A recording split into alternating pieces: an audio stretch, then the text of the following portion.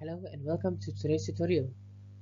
In this session, we'll explore how to parse an HTTP cookie header string and convert it into a structured object in JavaScript.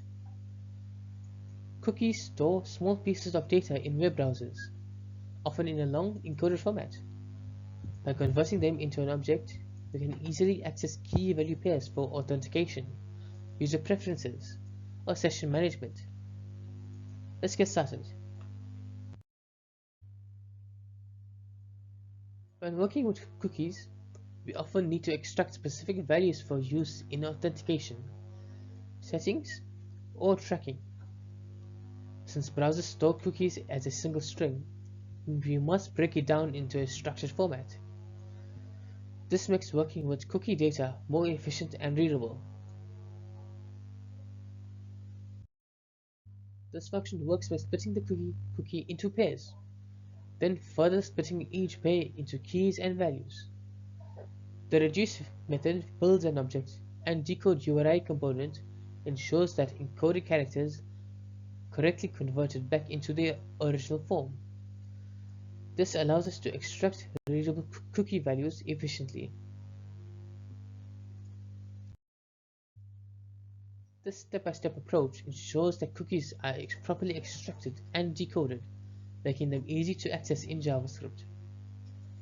Many cookie values contain encoded characters, so decode URI component is essential for correctly formatting special characters like spaces and symbols. This function works for any cookie string format, ensuring that we can extract user settings, authentication tokens, or other data efficiently. Whether dealing with basic text values or encoded symbols, the method handles all cases. This method is commonly used in web applications to handle session management, personalized settings, and tracking cookies. Websites often rely on cookies to store login credentials, theme preferences, or shopping cart items, making it efficient cookie parsing essential for a smooth user experience. This wraps up our lesson. We've learned how to convert an HTTP cookie string into a JavaScript object, making it easy to extract and use stored values.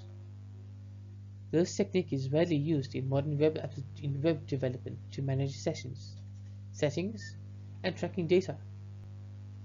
Try implementing this into your projects to enhance how you handle cookies efficiently.